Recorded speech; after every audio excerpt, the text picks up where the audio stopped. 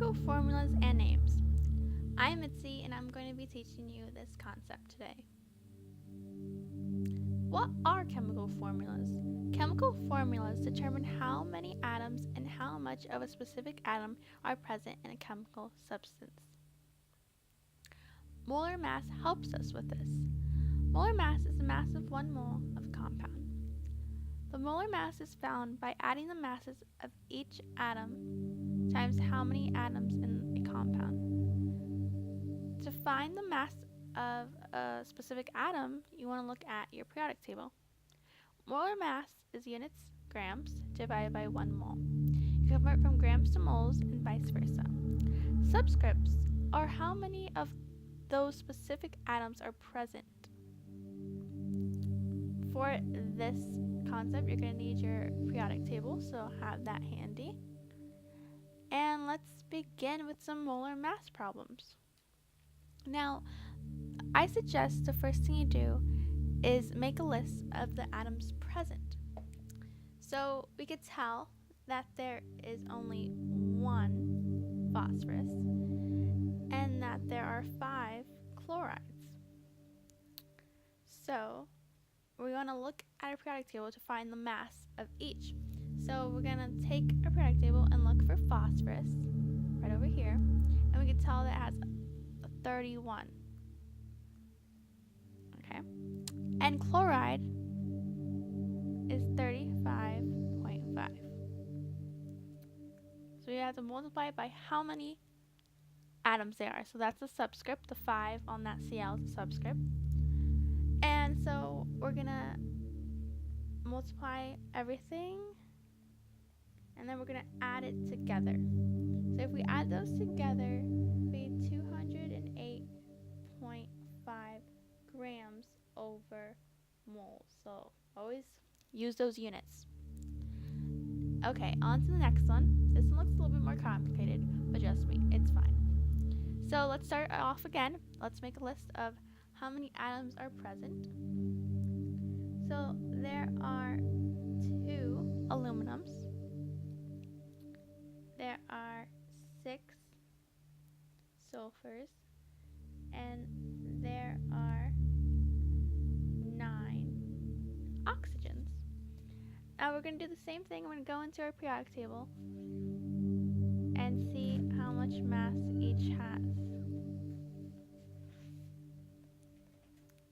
So aluminum has 54, sulfur 38, and oxygen 144.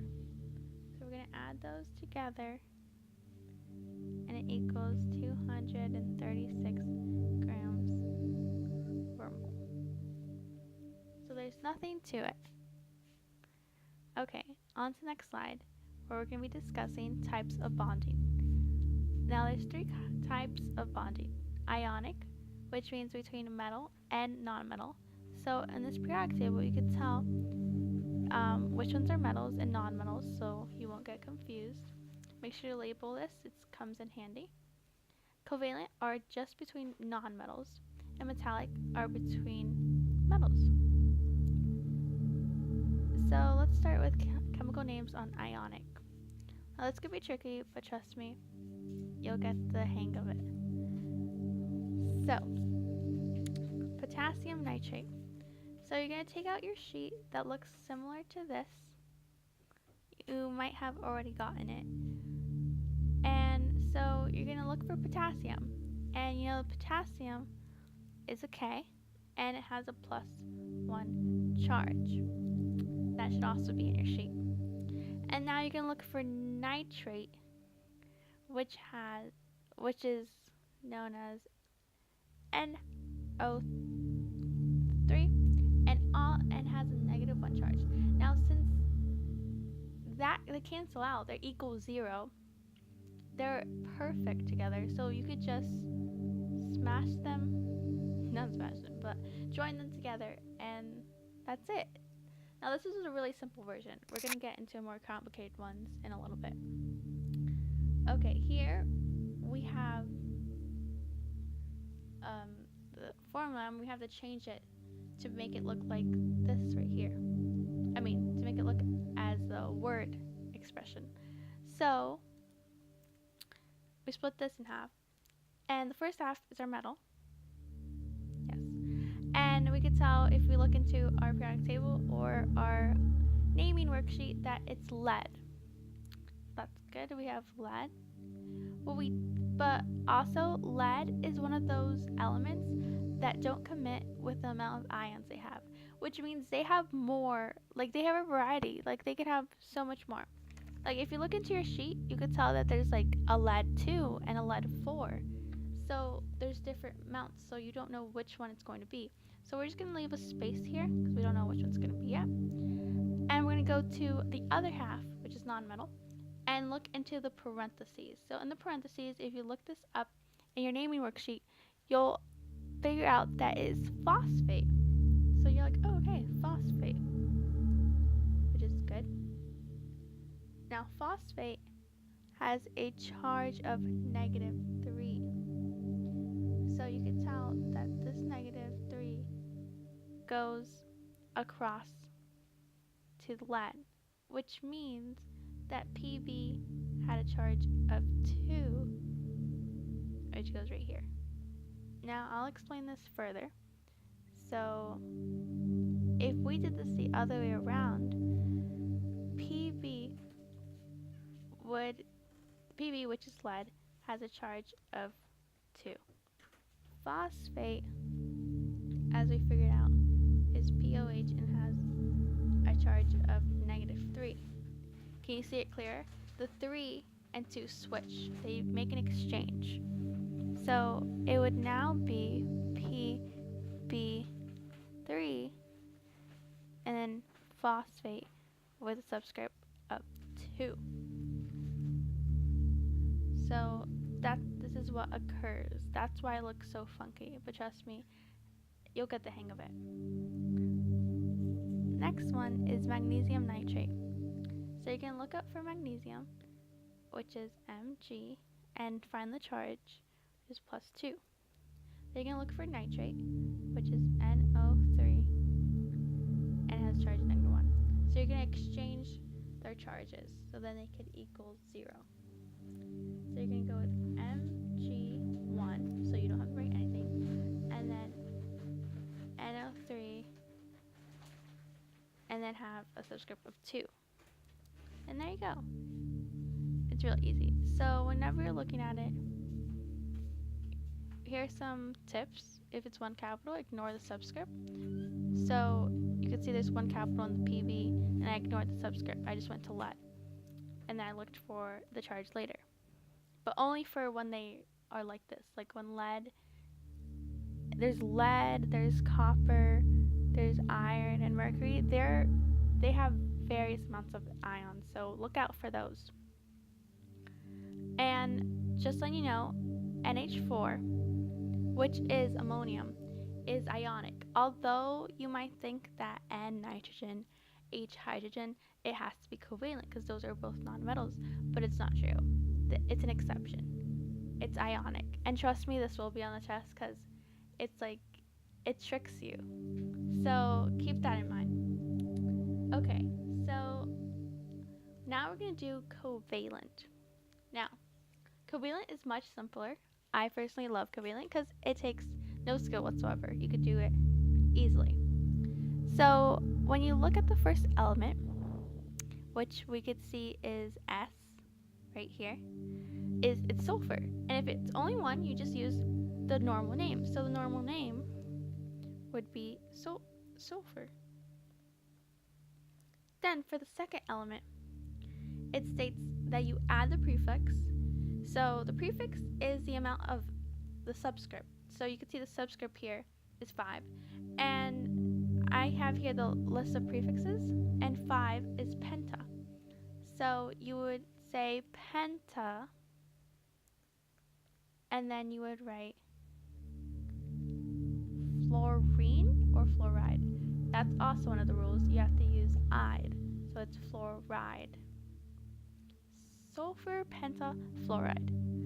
So it's really simple and easy. I will save this for last because it's fun. So let's go on to the next one. Now the first element has more than one because the subscript is 2. So the subscript for 2 is di. So we're going to put diphosphorus. I'm personally going to see how to spell that because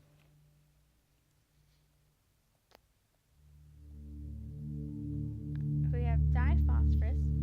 And then for the second element, we do the same thing. And we're going to do a prefix, which is also going to be penta, like our last one, penta. And since it's oxygen, we're going to end with oxide. Very simple. Now let's try the other way around when it is in word form.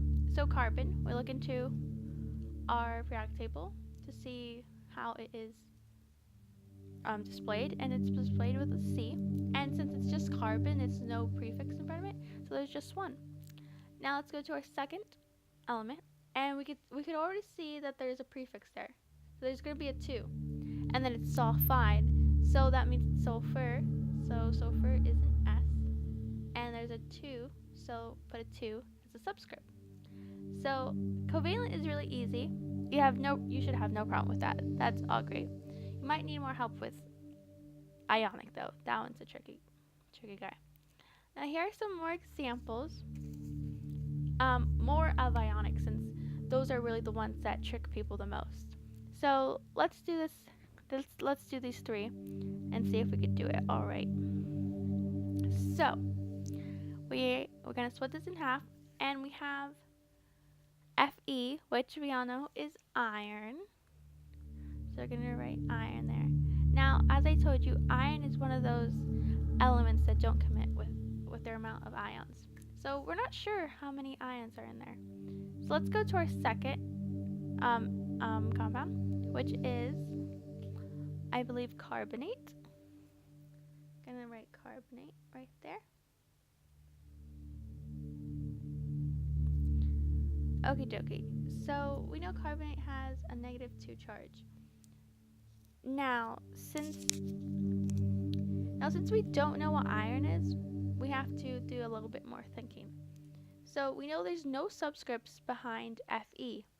So that means everything is balanced.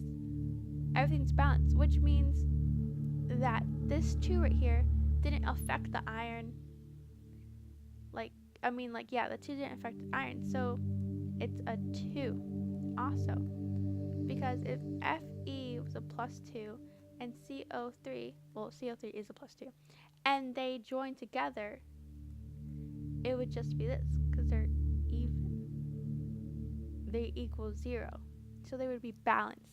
That's why iron has a charge of 2. Okay, let's go to our next one.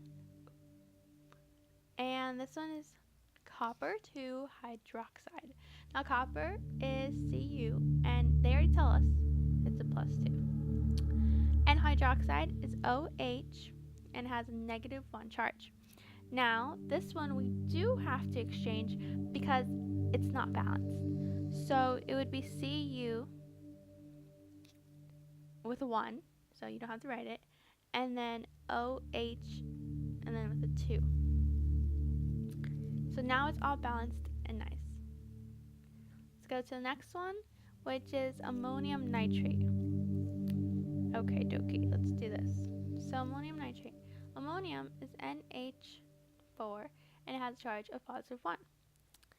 Nitrate is NO3 and it has a charge of -1. Now, since these equal 0, they're already balanced.